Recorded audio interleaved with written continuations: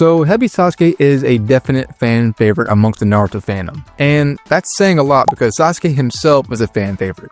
But Hebi Sasuke in particular is widely, almost universally, considered one of the best versions of Sasuke, and there's a few good reasons for that. One reason is due to his demeanor and actual character, as in he's pretty much pure, all things considered. Like, he's not really a goody-goody Leaf Village ninja anymore, but he's also not really evil either, while also still holding on to principles from the Leaf Village, and even remaining a moral code of his own with a no-killing rule. But another reason Hebi Sasuke is regarded as one of the best is due to his crazy power progression from the end of part 1 to the beginning of Shippuden. Like, just from his brief interactions with Team Kakashi during the Tenchi Bridge arc, he's shown that he's well above people like Yamato, meaning he's way above Jonin level. And through his fight with Deidara, we see he's at the very least able to press Deidara enough to where he had DC Rage Quit self-destruct, showing that Sasuke is capable of beating people who are at Kage level as well, as Deidara was able to beat Kazekage Gaara. So today, I felt it'd be interesting to have Hebi Sasuke run the Hokage of the Leaf Gauntlet and see if there are any of them that he could beat. For total clarity, this is going to be Hebi Sasuke with Orochimaru absorbed, as in the one that fought Deidara and later went on to fight Itachi. So first we have Sasuke versus Naruto, and I think we can start off with the easier ones like this. I don't think we have to explain too much, all things considered. Like, Hokage Naruto handles this Sasuke like as if he was a sneeze. Now, maybe that's being a bit too disrespectful towards this Sasuke, but it is the truth. Now, for the sake of at least covering this a little bit more, I think the strongest version of Naruto that Hebi Sasuke could contend with is Sage Naruto that fought Pain, who I would say is also Kage level. But even then, I think Sage Naruto would be a bit too much. Now, don't get me wrong, I think Hebi Sasuke with Orochimaru absorbed is definitely slept on. Like, he's got some pretty good speed and reaction time feats. Now, I've talked about this before, but some of the best feats that come to mind is Sasuke being able to both stop Jugo and Suigetsu from attacking each other. And assuming they both were moving at full speed, this is actually pretty impressive, as Suigetsu was later shown being able to block a non-amped Raikage's attack on Sasuke in time. Speaking of the Raikage, that's another impressive speed feat. Like, granted, this was a Kage Summit Sasuke, but it was still Sasuke using his base Sharingan. But Sasuke was able to react to the Raikage's elbow bolt at point blank, while Sasuke was also heading at the Raikage with Chidori at his full speed, and Sasuke still had enough time to react and dodge. Now, having said that, I think the combination of Sage Naruto, 3 Toads, Monpa, plus the other 2 Sage Naruto clones backpacked at Mount Miyaboku would still be just too much for this Sasuke. And if we did this chronologically, then this Sasuke won't have any prior knowledge of Naruto having Sage mode. And this on its own will be a problem for Sasuke, especially in regard to something like Frog Kumite. Like, Sasuke might have the reaction time needed to contend with Naruto here, as far as hand to hand, but Naruto with his Sage Sensory should be better. At worst, they'd be on the same relative level. Genjutsu could play a factor here at this point, since Naruto and Kurama aren't really friends here, so, unless Kurama chose to do so, Naruto could be caught with Genjutsu. But if he has any clones on the field by this time, and if Ma and Pa are on the field, or any of the other Toads are on the field, it's very possible they'd be able to break him out too. Then there's Frog Song, which I don't think Sasuke will actually have an answer to. The best thing I can say for Sasuke is that he has Manda there to help fight the other Toads, and he also has Kirin. But with Kirin, it's very possible the Raijin Shuriken can at the very least cancel it out, since Wind Style is superior to Lightning Style. On top of having it enhanced with Sage Jutsu, yeah, I could definitely see it being cancelled out at the very least. Now, to be fair, Kirin is incredibly fast.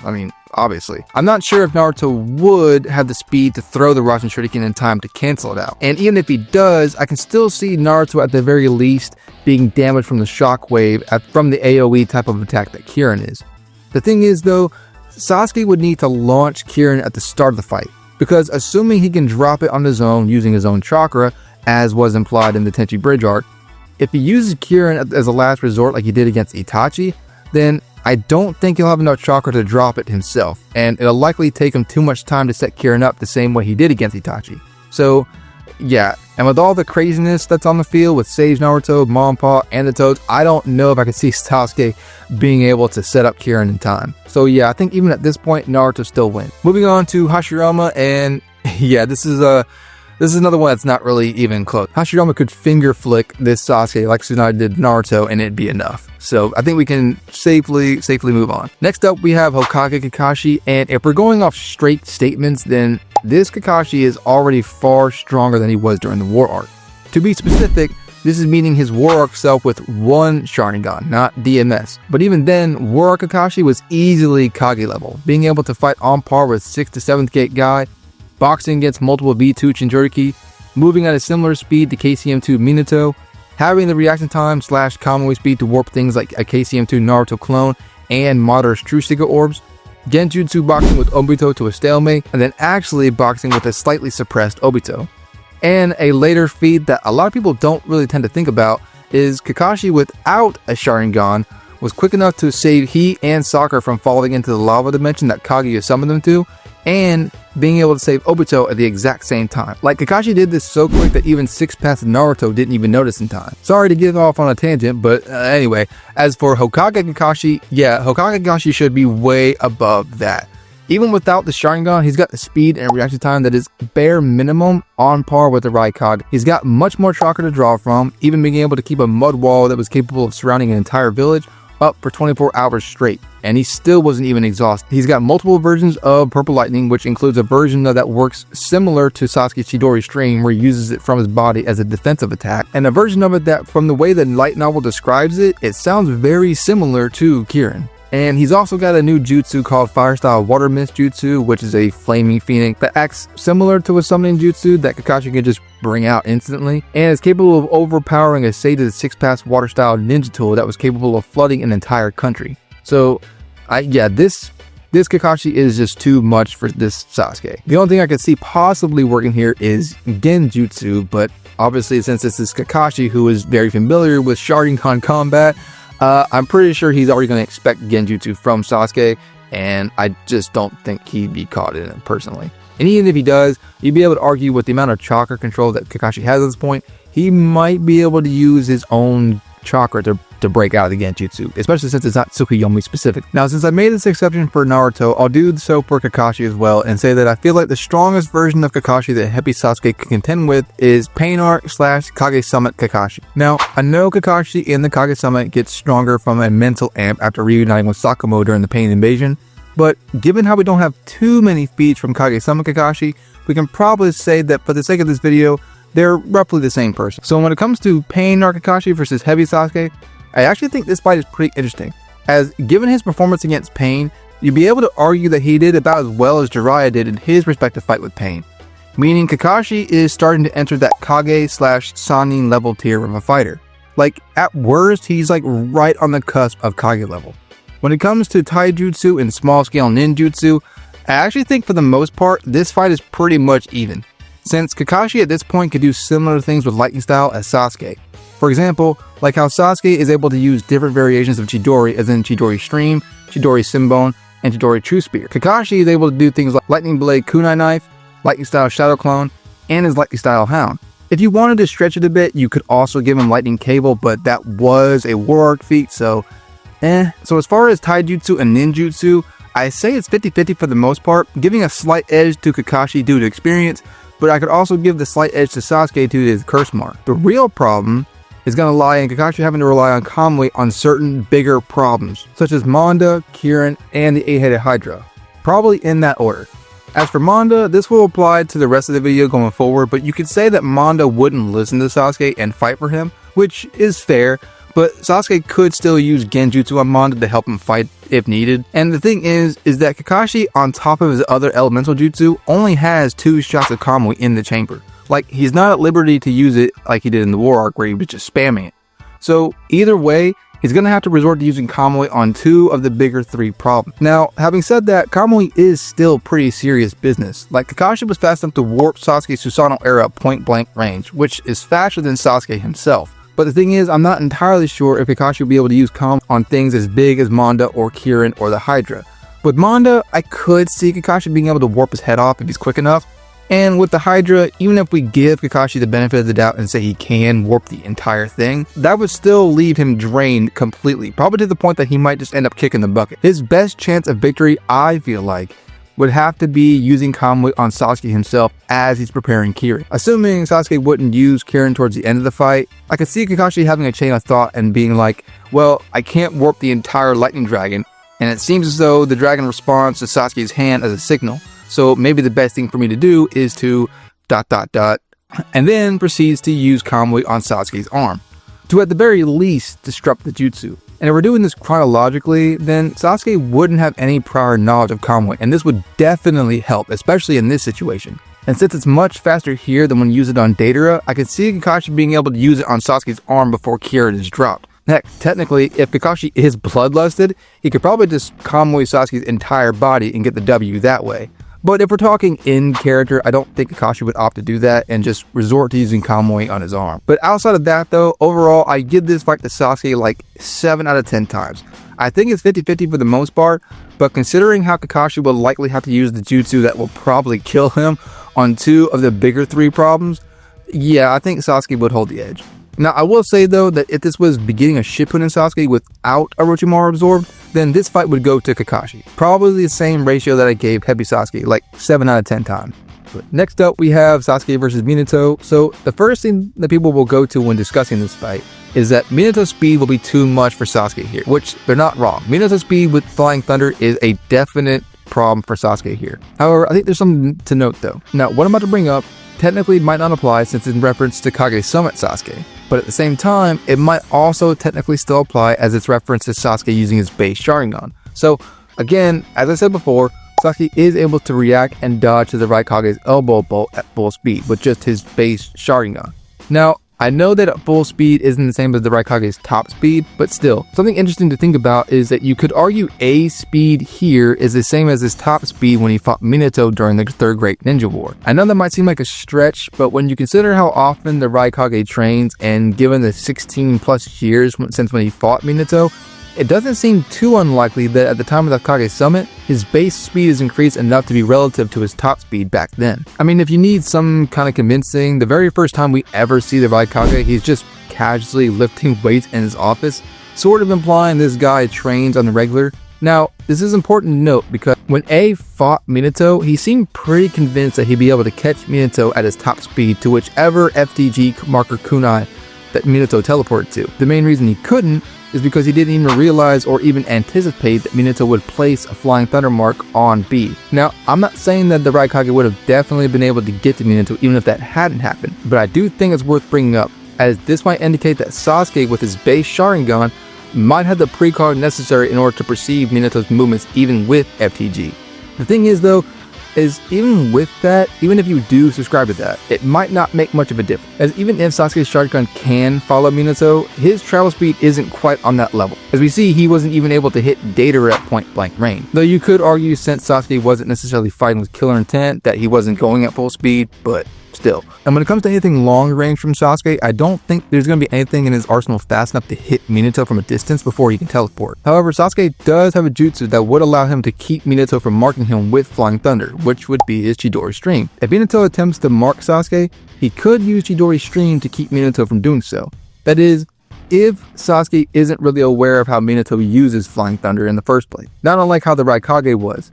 Sasuke might pick up on the fact that Minato teleports to a kunai marker, but he might not pick up on the fact that Minato can mark people too. So for example, if they get in a brief taijutsu hand-to-hand skirmish similar to how he and Sai did during the Tenchi Bridge arc where Sai was able to block one of Sasuke's attacks, Minato can use that as an opportunity to place an FTG mark on Sasuke. Now if he does so, Sasuke, assuming his base Sharingan can perceive Minato's movements in time, can still use Chidori Stream to knock Minato back if Minato attempts to teleport and blitz him. Although if Minato has the reaction time necessary to dodge the Raikage at full speed, then I don't think Minato will have too much trouble avoiding Chidori Stream even if Minato attempts to blitz him and Sasuke uses it. I feel like in the worst case scenario, Minato might come away with a little damage, but not that much. Besides, Sasuke can't play that tactic forever, as I'm sure Sasuke doing that repeatedly would take more chakra than Minato repeatedly using FTG. Now, to be frank, I don't really know if the fight gets too far, as with Minato having an advantage of speed, he might be able to end the fight before it even gets to CM2. I know with Orochimaru's absorb, Sasuke can heal relatively quickly, but it's not as quickly as say 100 healings or even how Obito healed himself from the scratch during his fight with Kakashi in the Kamui dimension. So if Minato is able to play the hit and run tactic game and do some lethal damage, it's likely he'll be able to end the fight before Sasuke has too much of a chance to get into CM2. But let's say for the sake of conversation that it does. I mean, it'll provide Sasuke with a boost for sure, and I mean, him being able to fly definitely helps too. But if he wants to get the killing blow against someone like Minato, he's going to have to get in close. And again, Minato is just going to be way too fast for him here. Now, I'm not trying to sleep on Sasuke's speed or his reaction time, as again, even in his heavy days, he's shown some pretty interesting speed feats. Like I said earlier, him being able to stop Jugo and Spaghetti from attacking each other.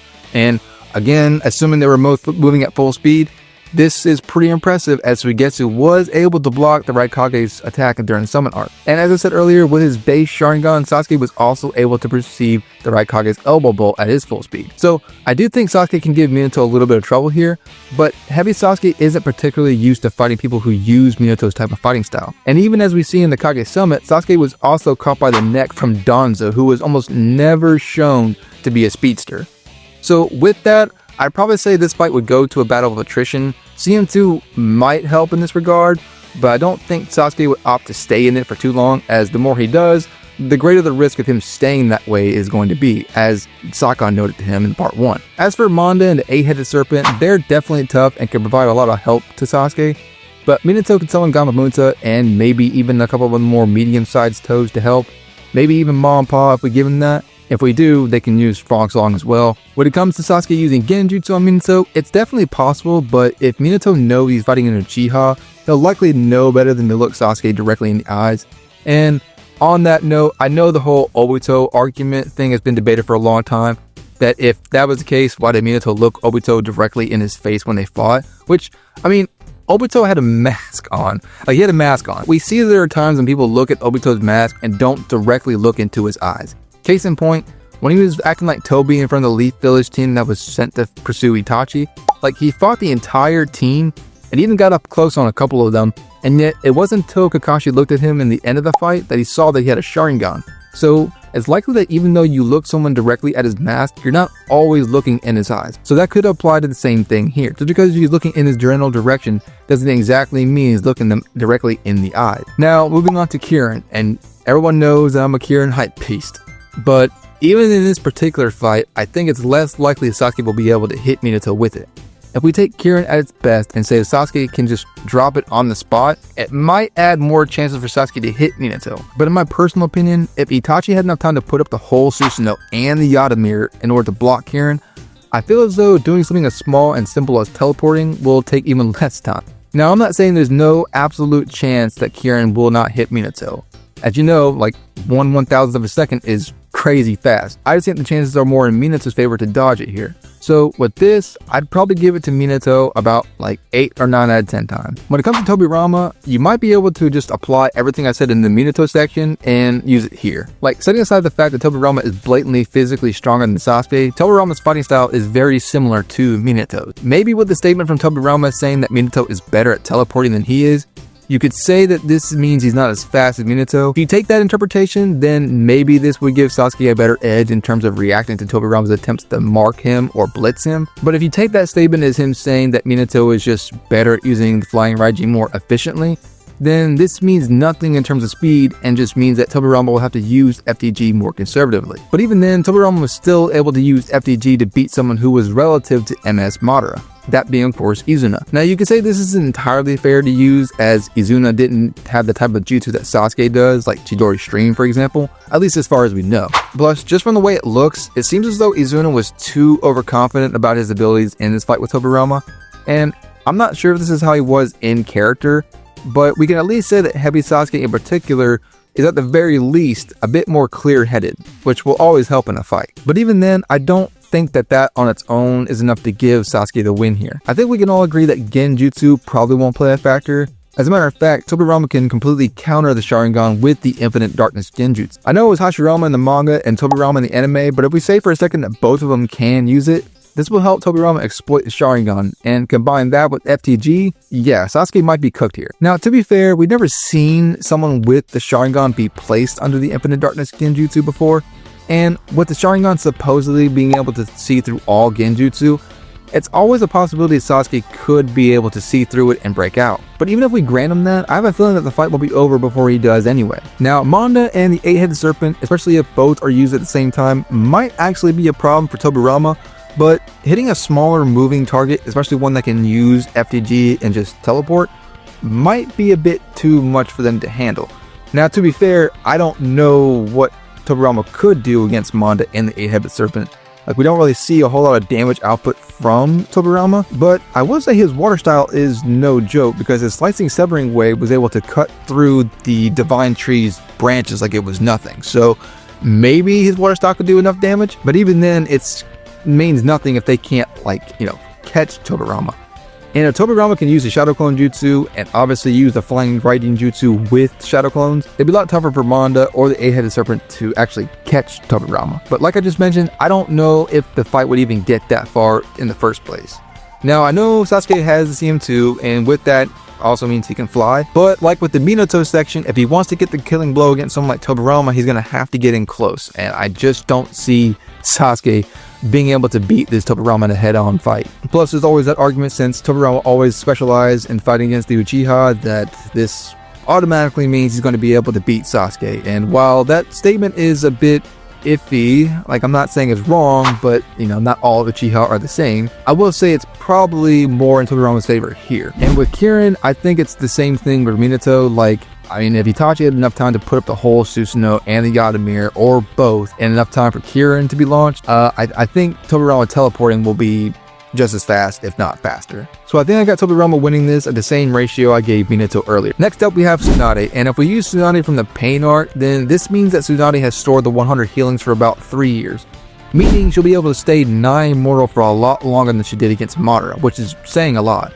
And just in case anybody is sleeping on the 100 healings, especially in regards to this matchup, with the 100 healings, she was able to survive being ripped to shreds by the ethereal transmission jutsu, which Mabui was convinced she would die from, and Shukaku himself even questioned it. Heck, Mabui wasn't entirely sure that even the third Raikage could survive it, and not only did she survive it, she literally just shrugged off the pain as soon as she got to the battlefield. And with her 100 healings, she was also able to protect everyone in the entire Leaf Village from Pain's chaotic Shimmer Tensei, meaning Sasuke's strongest attack, which is Kirin, might not be enough to get the job done. Now, that's a big might, because with how strong Kirin is, it's possible it'd still be able to blow Tsunade into a million pieces or something. Plus, with CM2, I would say him being able to fly would help, which it definitely would, but like with Minato and Tobirama, if he wants to get the killing blow against someone like Tsunade, he's gonna have to get in close. But I did just think about it, and this would probably help with more against Tsunade than Minato and Tobirama. But if we go by the side of him saying that Sasuke can just drop Kirin using his own chakra, then technically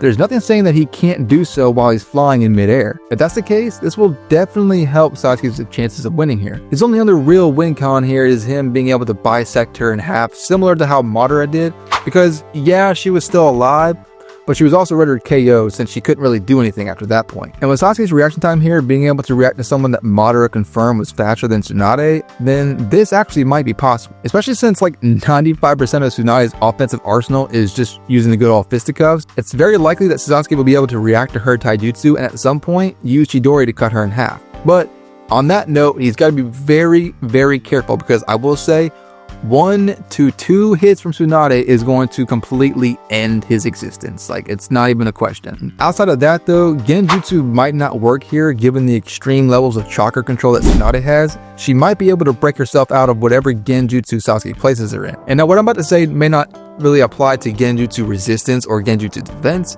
but I will say Tsunade was the only one to quote-unquote break Kakashi and Sasuke out of their comas after they were hit with Tsukuyomi. So I don't know if that speaks to her experience with Genjutsu defense or whatever, but I did think it was worth bringing up. If Sasuke summons Manda, I mean, Tsunade can just summon Katsuyu to help her, and it'd likely be the same thing with the 8-headed serpent. Like Orochimaru was convinced that Katsuyu's ass would be able to one-shot him. I think Manda, if he gets hit with it, it's done for. So I think the combination of 100 healing Tsunade and Katsuyu wouldn't take too much to take Manda down. As a matter of fact, Tsunade was the one to get the ending blow against Manda during the three-way deadlock fight when she slammed Gamamuta's sword in his mouth. Now granted, she wouldn't have a giant sword in this fight, but you get what I'm trying to say. So Sasuke's win cons here are landing Kirin in time and hoping it can completely destroy Tsunade to the point where even she can't regenerate from, or use the combo of Chidori Stream, Genjutsu, and quickly bisect her with Chidori. Or the combination of using Kirin from the air and using Chidori on whatever's left on Tsunade. And I will say this, Sasuke is a more careful and meticulous fighter than Tsunade, on top of being a better fighting tactician, so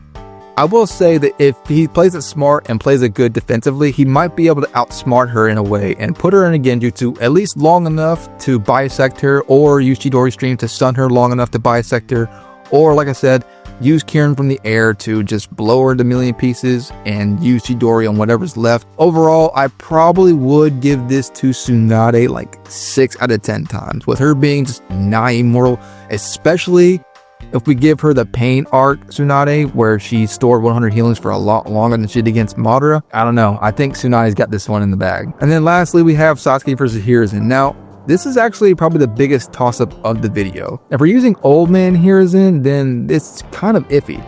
Now, if you're a straight statement purist, then Sasuke said to Kirin that he wouldn't have been able to beat Orochimaru if he hadn't been weakened due to the Reaper Death Seal. And I have to assume he at least means Orochimaru with his arms that fought against Hiruzen. And that fight, even with it being 1v3 against multiple Kage opponents, and with Hiruzen being mentally nerfed at the beginning of the fight, still almost ended in a draw.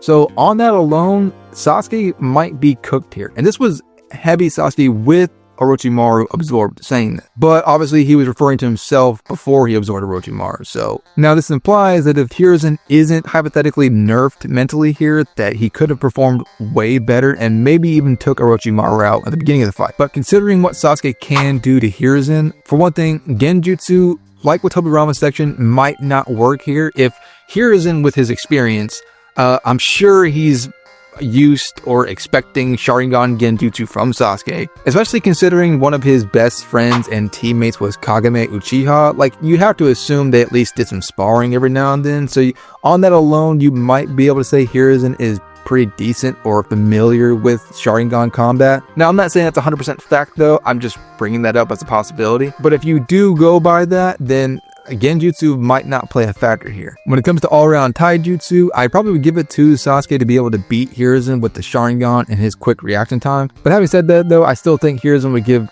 Sasuke a good run for his money in taijutsu. I think at the very least, Hiruzen can combat and cancel out Sasuke's fire style jutsu. Maybe if Sasuke's in a CM2 and using fire style, it might be able to overpower Hiruzen, but I still would probably give it to Hiruzen since, like with the Uchiha, the Sarutobi clan do specialize in fire style ninjutsu. And on that note, unless I'm mistaken, unless it takes too much chakra for Sasuke to do so, Sasuke with his Sharingan can copy any jutsu that Hiruzen uses, assuming that it's one of the 5 basic nature transformations. So with that, they might just be canceling each other out with when it comes to elemental jutsu. And if that's the case, it might just come to a battle of attrition, and if I had to be honest, I think Sasuke would win on that regard. And of course, there's also the subject of Kirin, which I don't really know if, given the amount of pressure that Sasuke would be under, especially if Hiruzen summons King Monkey Enna, I don't know if he'd be able to drop Kirin safely. Considering how fast Kirin is, if he launches it quick enough, obviously Hiruzen is cooked. I don't see a way he's getting out of that. But if Hiruzen can summon Enma in time and transform him into the staff, he might be able to launch the staff at Sasuke before Sasuke drops Kirin. But again, this goes back to how you interpret Sasuke being able to use Kirin. If you're under the impression that he has to set it up, then he won't have time at all. But if you're under the impression that he can just drop it on the spot, then yeah, Hiruzen's probably cooked. On the subject of Enma, I actually think Enma is slept on, but I think the best thing that Enma can do is fight against Manda if Sasuke summons him, because Enma was able to push out Kurama out of the village. Like, that's crazy. Now, when it comes to straight feats, I honestly would argue that, like, Hiruzen's fight is probably better, because again, he went toe-to-toe with 3 Kage level opponents, and yes, Edo Tobirama and Edo Hashirama were severely nerfed, but they were at least still, like, low Kage level, to say the very least, and then also fighting Orochimaru. Plus, Hiruzen was also mentally nerfed at the beginning of the fight as well, so I think that might be arguably more impressive than anything Hebi Sasuke is able to do. Like, yes, he fought and beat Deidara, And yes, he fought and quote-unquote beat Itachi, but obviously Itachi was holding back in that fight. And when it comes to Deidara, like, he just literally hard countered Deidara. Whereas Hiruzen literally fought someone that Sasuke himself said he would not have been able to beat, or at least he implied that. So now what I will say for Sasuke's case is that when it came to Orochimaru didn't start taking his fight with Hiruzen as seriously as he should have until about halfway through. And conversely, when it comes to Hiruzen, this could have meant that if he'd been fighting more seriously, that Orochimaru possibly could have ended the fight sooner. By contrast, Sasuke will not be acting this way. Hebi Sasuke in particular doesn't really ever seem to be the type of fighter who plays with his food, so to speak. Especially if he's obviously aware that he's not only fighting a Kage level opponent, but the third Hokage specifically. I think we can safely assume that Sasuke will be taking this fight seriously. Now, I'm not saying that this on its own will give him the fight, but it might go back to what Hiruzen said to Anko, because Hiruzen was straight up convinced that even he might not be able to beat Orochimaru if it came to that. And that was before Hiruzen knew anything about Orochimaru being able to use Edo Tensei. And with this Sasuke having Orochimaru absorbed on top of being already Kage level by the beginning of Shippuden, I don't know. Now, I'm not saying that Hebi Sasuke, even with Orochimaru absorbed, is on a healthy prime Orochimaru's level, but I am saying that given all of Sasuke's jutsu, possible genjutsu, and his ability to copy most of Hiruzen's elemental jutsu, I don't know. And to be honest, I'm not entirely sure how he'd be able to handle things like Kirin, Manda, and the Hydra. Like, I'm fully willing to believe that a locked-in, super serious Hiruzen could get the job done before it gets to that point, but if we aren't sleeping on Sasuke here, then I could also see it being just as likely that he could contend with Hiruzen long enough. In regards to Manda and the Hydra, again, I'm not really sure how he'd be able to deal with them. Enma would definitely help for a little bit, but I'm not entirely sure that's enough to completely take them down. So unless Hiruzen has some other crazy jutsu up his sleeve that will help him, which, hey, I mean, I'm fully willing to believe, then the only other thing I could see is the giant Shuriken Shadow Clone jutsu or something like that. Worst case scenario, Hiruzen would probably have to resort to using the Reaper Death Seal, but if he does so, it's possible Sasuke can prevent Hiruzen from getting in close with Chidori's stream. But if Hiruzen already has a hold of Sasuke before he used Chidori's stream, then it's possible Sasuke might not be able to use any of his jutsu, as Orochimaru tried to do something as well, but he said while he was caught with the Reaper Death Seal that he couldn't use any of his jutsu. But conversely, Orochimaru was able to use his chakra, I guess, to wield the Kusanagi sword to throw at Hiruzen, so I don't know. So I think I would probably give this fight a 50-50, but maybe a slight edge to somebody. I just don't know. Due to a battle of attrition, I would probably give it to Sasuke, especially with the curse mark, but I am willing to believe that a super locked in Hiruzen would probably get the job done before he even gets to either Kirin, Manda, or the Hydra. Now, just for the sake of me bringing it up, I will obviously say that if this was Prime Hiruzen, that going off straight lore, Hiruzen would take it probably no diff. So, just want to put that out there. There's the video. Hope y'all did enjoy. Let me know in the comments if I missed anything. Let me know in the comments what you guys think. Be sure to like the video if you haven't already. Subscribe to the channel if you haven't already. Click the bell for more notifications. And until my next one, let us know. Out.